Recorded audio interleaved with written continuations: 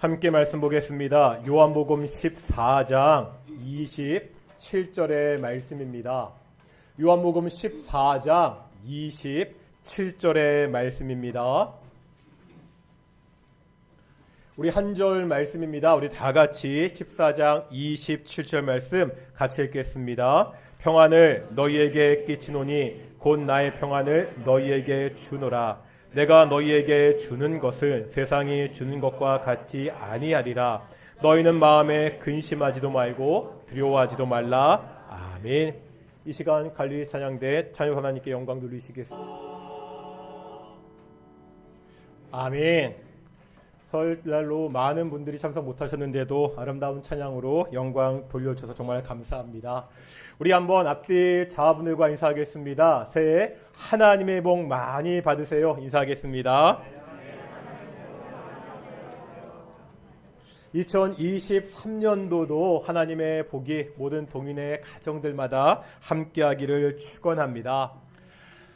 새해 들어서 우리 동인교회 비전에 대한 말씀을 나누고 있지요.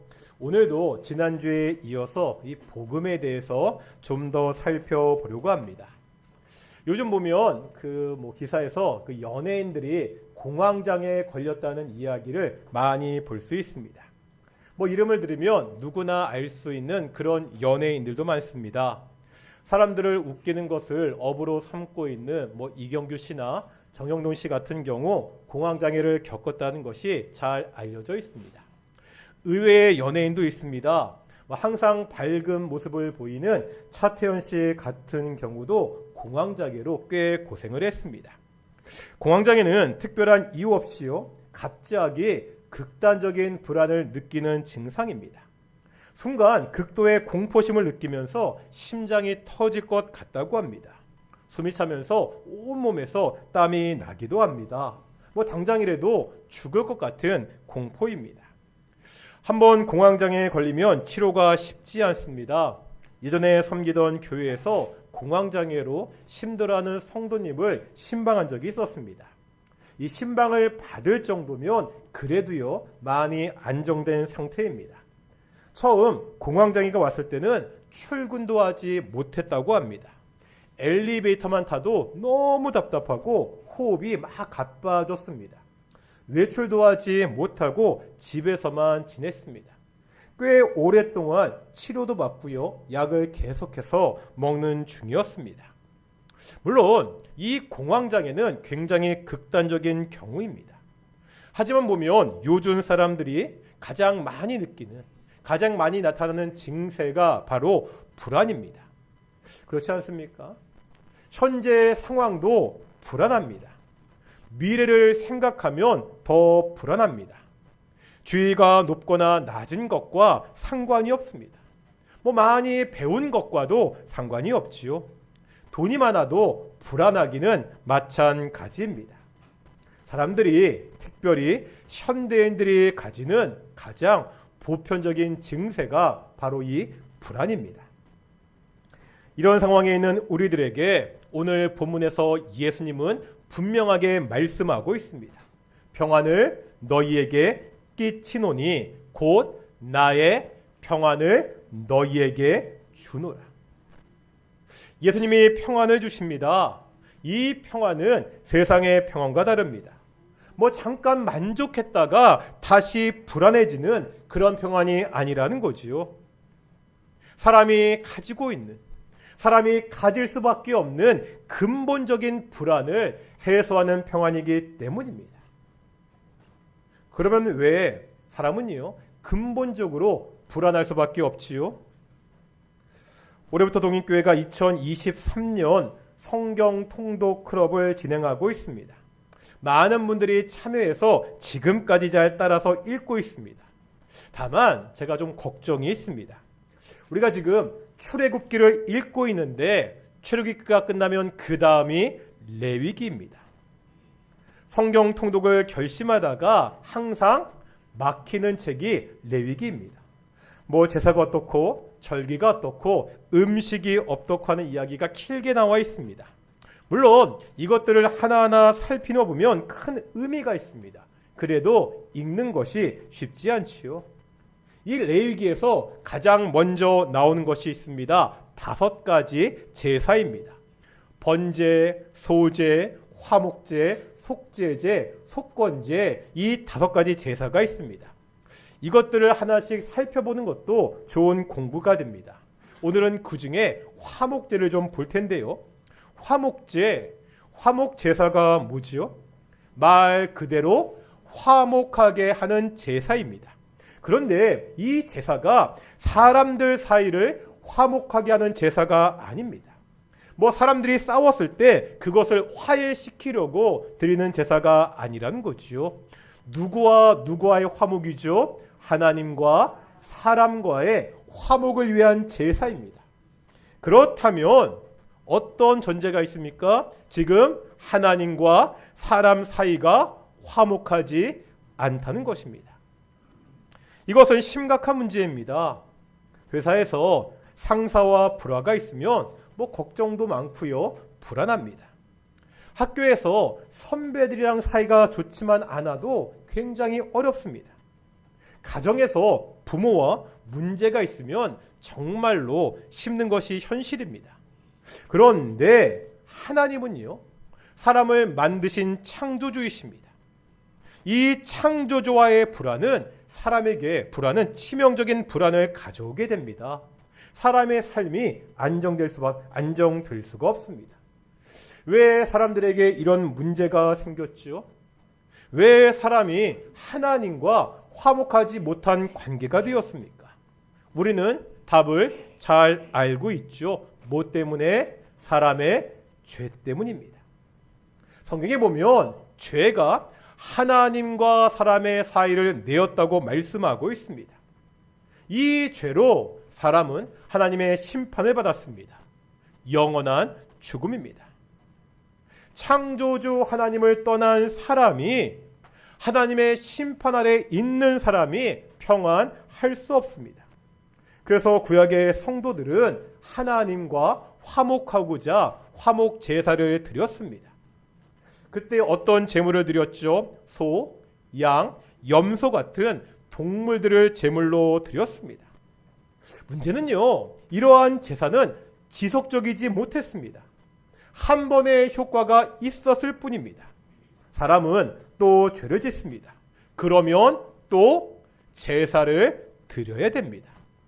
반복되는 죄와 반복되는 제사 사이에서 반복되는 불안을 안고 살아야 됩니다. 이 악순환의 고리를 끊으신 분이 있지요. 바로 예수님입니다. 다 같이 한번 요한일서 4장 10절 보겠습니다. 신약성경 391페이지입니다. 신약성경 391페이지 요한일서 4장 10절입니다. 요한일서 4장 10절, 신약성경 391페이지 함께 읽겠습니다. 시작. 사랑은 여기 있으니 우리가 하나님을 사랑한 것이 아니요 하나님이 우리를 사랑하사 우리 죄를 속하기 위하여 화목 제물로 그 아들을 보내셨음이라. 아멘. 하나님이 우리를 사랑하셨습니다. 그런데 이 하나님의 사랑이 구체적으로 어떻게 나타났다고요? 당신의 아들 예수님을 이 땅에 보내셨습니다. 짐승을 죽이는 대신에 예수님이 우리의 화목제물이 되셨습니다. 예수님의 십자가 사건입니다. 예수님이 제물이 되신 이 화목제사는 그 효력이 영원합니다. 이제 한번 시브리서 9장 12절 보겠습니다. 362페이지입니다. 신약성경 362페이지 시브리서 9장 12절입니다. 시브리서 9장 12절 362페이지입니다. 읽겠습니다. 시작. 염소와 송아지의 피로 하지 아니하고 오직 자기의 피로 영원한 속죄를 이루사 단번에 성소에 들어가셨느니라. 아멘. 염소와 송아지의 피가 아니라 예수님의 피로, 그 십자가의 보혈로 영원한 속죄를 이루셨습니다. 이제 더 이상 반복해서 제사를 드릴 필요가 없다는 거죠. 이 화목제물 대신 예수님만 믿으면 됩니다. 이제 예수님을 믿는 사람들은 하나님과 화목하게 된다는 거지요. 그런데 이게 그냥 친하게 지내는 정도가 아닙니다. 우리가 배웠죠. 예수님을 믿고 영접하는 사람은 어떠한 사람이 된다고요? 하나님의 자녀가 된다고 말씀하고 있습니다. 이로써 사람의 가장 근본적인 불안의 문제가 해결되었습니다. 예수님을 믿는 우리들은 하나님과 화목한 사람들입니다. 이제 하나님의 자녀가 되었습니다. 이것이 성경이 말씀하는 기쁜 소식, 복음입니다. 그런데요, 여전히 우리에게 남아있는 문제가 있습니다. 우리가 예수님을 믿잖아요. 하나님의 자녀가 되었잖아요. 그런데 여전히 우리가 불안해하면서 그렇게 살고 있습니다.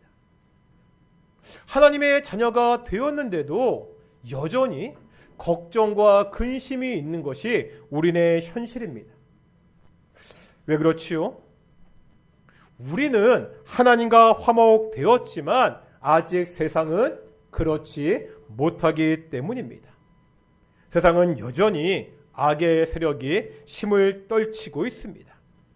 예수님을 믿는 우리들이 이 악한 세상에서 갈등하며 고민하며 살 수밖에 없습니다. 가치관이 다른 이 세상에서 우리가 걱정하며 갈등하며 살 수밖에 없는 그러한 현실입니다. 사단이 지금도 여러 가지 방법으로 우리를 유혹하고 공격하고 있습니다. 돈, 건강, 관계, 학업, 취업, 사업, 여러 가지 문제들을 끊임없이 우리 삶 가운데 만들고 있습니다. 이런 세상에서 어떻게 평안할 수 있습니까? 오늘 본문에 보면 우리의 화목 제물이 되셨던 예수님이 분명히 말씀하고 있지요. 너희는 마음에 근심하지도 말고 두려워하지도 말라. 어떻게 이런 일이 가능하죠? 이 악한 세상에서, 이 험한 세상에서 어떻게 근심 없이 두려움 없이 우리가 살 수 있습니까? 오늘 이 예수님의 말씀과 참 비슷한 신약의 말씀을 우리가 이미 함께 살펴본 적이 있습니다. 빌립보서 강해를 하면서 함께 보았던 구절입니다. 기억나십니까? 어디죠? 빌립보서 4장 6절과 7절입니다. 우리 신약성경 323페이지 빌립보서 4장 6절과 7절입니다. 세일을 시작하면서 이 구절을 다시 한번 찬찬히 볼 것입니다. 빌립보서 4장 6절과 7절 신약성경 323페이지입니다. 암송하시는 분들도 많을 테고요. 함께 읽겠습니다. 시작. 아무것도 염려하지 말고 다만 모든 일에 기도와 간구로 너희 구할 것을 하나님께 감사함 하나님께 아뢰라. 그리하면 모든 지각에 뛰어난 하나님의 평강이 그리스도 예수 안에서 너의 마음과 생각을 지키시리라. 아멘. 6절에서 말씀하고 있지요. 아무것도 염려하지 말아라. 우리가 염려하지 않을 분명한 이유가 있습니다. 우리가 근심하지 않고 두려워하지 않을 분명한 이유가 있다는 거예요. 그 이유가 뭐라고요? 우리에게 기도라는 간구라는 강력한 무기가 있기 때문입니다. 지금 염려하지 말라는 당부가 기도에 대한 당부로 이어지고 있습니다. 염려가 없을 수 없지요. 하루하루 사는 것이 걱정과 염려의 연속입니다. 그럴 때 어떻게 하라는 거지요? 기도하라는 것입니다. 마음속에 염려가 일어날 때마다 내 마음에 근심과 걱정이 있을 때마다 즉시 기도하라는 것입니다. 이것은요, 어떠한 상황에도 적용됩니다. 바울은 모든 일에 기도하라고 말하고 있지요. 때로 이런 생각이 들 수도 있습니다. 이런 시시한 것을 기도해도 되나? 너무 시시해서 기도하지 못할 것은 없습니다. 반대로요, 처해진 상황이 너무 어려울 수 있습니다. 기도한 것이 이루어진다고 믿기에는 너무나 엄청난 일이 내게 벌어졌을 때도 있습니다. 너무 어렵기에 기도하지 못할 문제 역시 없다는 것이요. 계속해서 바울은 기도할 때 감사함으로 기도하라고 그렇게 말씀하고 있습니다. 감사함으로 기도해라. 이것은 두 가지로 생각해 볼 수 있습니다. 첫째는요, 내가 지금 기도하는 것을 하나님이 확실하게 들어주십니다. 그러니 이미 받은 것으로 생각하고 감사하면서 기도하라는 것입니다. 둘째는요, 그동안 하나님이 나에게 베풀어 주신 그 은혜를 감사하면서 기도하라는 것입니다. 그런데 생각해 보면 이 두 가지는 하나로 이어집니다. 바로 하나님에 대한 믿음과 신뢰입니다. 그동안 나의 삶을 쭉 돌이켜보니까 다 하나님의 은혜입니다. 내가 이만큼 올 수 있었던 것이 다 하나님의 은혜입니다. 바울의 고백처럼 나의 나된 것은 하나님의 은혜입니다. 이 은혜를 주신 하나님에 대한 믿음과 신뢰가 있습니다. 그러기에 이제 다시 내가 확신을 가지고 기도할 수 있습니다. 지금까지 나를 성실하게 지켜주시고 선하게 인도하신 하나님입니다. 그 하나님이 앞으로도 나를 선하게 이끌 것을 믿기에 우리가 감사함으로 기도할 수 있습니다. 지금 내가 처한 상황은 도저히 감사가 나오는 상황이 아닙니다. 지금 내게 닥친 이 어려움은 감당하기에 너무나 버거울 수 있습니다. 그래도 감사할 수 있는 것은 결국 선한 길로 인도하시는 하나님에 대한 믿음이 있기 때문입니다. 이렇게 믿을 수 있는 것은 그동안 하나님이 나를 지켜주셨던 경험이 나에게 있기 때문입니다. 그렇지 않습니까? 여기에 앉아있는 우리 모두가 다 이 하나님의 증인이 아닙니까? 우리 중에 누가 감히 내가 잘나서 여기까지 왔다고 말할 수 있는 사람이 있습니까? 이런 말씀 드린 적이 있습니다. 제가 대학교 선교단체에서 섬길 때 선배들이 후배들에게 농담처럼 하는 말이 있습니다. 정말 말 안 듣던 후배가 잘 성장해서 좋은 선배가 되었습니다. 그러면 그때 이렇게 이야기합니다. 야, 너를 보면 정말 하나님은 살아계심을 알 수 있어. 어떤 뜻인지 아시겠죠?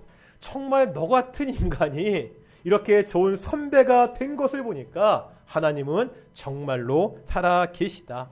이렇게 말하는 거지요. 그런데 이것이 단지 농담입니까? 정말로 그렇지 않습니까? 저같이 약한 사람이 이 자리에 서 있는 것이 하나님이 살아계시다는 증거 아닙니까? 아니, 저 같은 사람이 감히 이 강단에서 하나님의 말씀을 선포하는 것을 어떻게 설명할 수 있습니까? 제가 목사가 되어서 이렇게 말씀을 선포하는 것, 오직 하나님의 은혜라는 이유 외에 다른 이유를 찾을 수가 없습니다. 저만 그런가요? 다 마찬가지 아니십니까? 아니, 나 같은 사람이 지금 이 자리에 나와 하나님께 예배하고 있습니다. 나 같은 사람이 찬양대에 서서 특별히 하나님을 찬양하고 있습니다. 나 같은 사람이 직분을 맡아 하나님의 교회를 섬기고 있습니다. 이 사실이 지금 나의 모습이 하나님의 은혜의 확실한 증거가 아닙니까? 어떠신가요? 한번 우리 앞뒤 자화분들과 이렇게 인사할 텐데요. 당신은 하나님의 은혜의 증거입니다. 시작. 당신은 하나님의 은혜의 증거입니다. 아멘이십니까? 다시 한번 따라해 보겠습니다. 내가 하나님의 은혜의 증거입니다. 아멘. 오늘 예수님은 평안을 말씀하십니다. 평안이라는 말은 시브리어로 샬롬입니다. 사실 샬롬은요, 이스라엘 사람들의 인사말입니다. 우리나라와 비슷합니다. 안녕하세요, 이런 뜻입니다. 이 샬롬, 평안의 신앙이 있어야 됩니다. 예수님의 십자가를 통하여 하나님과의 관계가 회복되었습니다. 관계가 회복될 것뿐만 아니라 하나님의 자녀가 되었습니다. 하나님의 자녀에게는 권세가 있다고 말씀드렸습니다. 어떤 상황에서도 염려하지 않고 불안해하지 않고 감사함으로 하나님께 기도할 수 있습니다. 그러면 우리의 모든 생각을 뛰어넘는 하나님의 평강이 우리의 마음과 생각을 지키신다고 성경은 약속하고 있습니다. 스페포드라는 사람이 있습니다. 변호사이며 대학 교수였습니다. 신앙이 독실한 부인과 예쁘고 똑똑한 네 딸을 두고 있었습니다. 그런데 이 행복한 가정에 불행이 밀려왔습니다. 유명한 시카고 대화재로 집과 재산이 다 불타버리고 말았습니다. 그는 화재 후에 부인과 네 딸을 프랑스로 보냈습니다. 그런데 가는 도중에 그들이 탄 여객선 하부호가 영국 배와 충돌했습니다. 이 충돌로 승객 226명이 죽는 참사가 벌어졌습니다. 그의 부인만 구출되고 네 딸이 고스란히 죽고 말았습니다. 스테포드 씨는 곧 프랑스로 건너가서 비통에 쌓인 부인을 데리고 다시 미국으로 돌아오게 되었습니다. 그들의 배는 바로 얼마 전에 하보가 침몰한 그 지점을 지나게 되었습니다. 그들의 가슴은 찢어질 것만 같았습니다. 그때 부인이 이렇게 말했습니다. 여보, 매기와 타네타와 애니와 베시는 아주 없어진 것이 아니에요. 그냥 얼마 동안 헤어져 있는 것뿐이에요. 이 부인의 말을 듣고 스페포드 씨의 가슴은 뜨거워졌습니다. 그리고 그의 입에서 신앙의 시가 쏟아져 나왔습니다. 이 시가 우리가 잘 아는 찬송가 413장입니다. 내 평생에 가는 길 순탄하여 늘 잔잔한 강 같든지 큰 풍파로 무섭고 어렵든지 나의 영혼은 늘 편하다. 내 영혼 평안해. 내 영혼 평안해. 히브리서 6장 18절과 19절은 이렇게 말씀합니다. 한번 찾아볼까요? 신약성경 359페이지 히브리서 6장 18절과 19절입니다.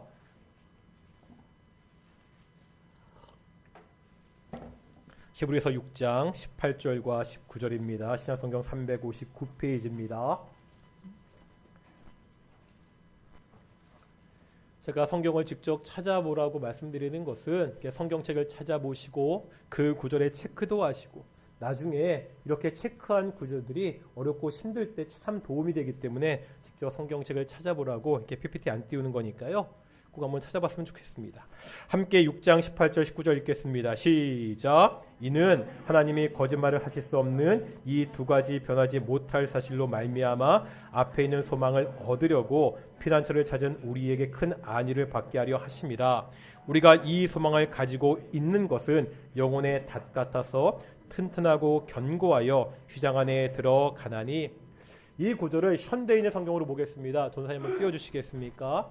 우리 같이 한번 읽어보겠습니다. 시작.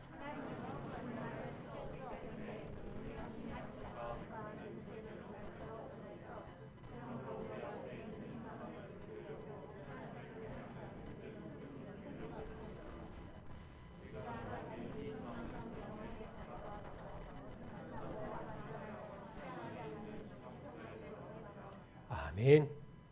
이 근심 많은 이 불안한 세상에서 우리가 희망이 있는, 소망이 있는 피난처를 향해 가고 있다고 말하고 있습니다.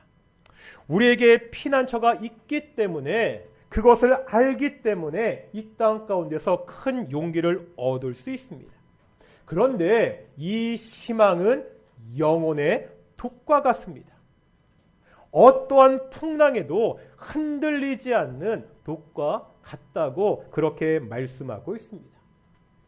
불안한 시대에, 걱정과 염려가 많은 시대, 하나님의 자녀로서 기도할 수 있기를 그렇게 소망합니다. 우리가 기도함으로 하나님의 자녀로 하나님이 주시는, 예수님이 주시는 이 참된 평안을 누리며 살아가는 귀한 동인의 성도들이 되시기를 축원합니다. 우리 함께 찬송가 413장 함께 찬양하실까요? 찬송가 413장입니다. 스테포드 씨의 그 찬양의 시를 우리가 함께 찬양하며 나아가겠습니다.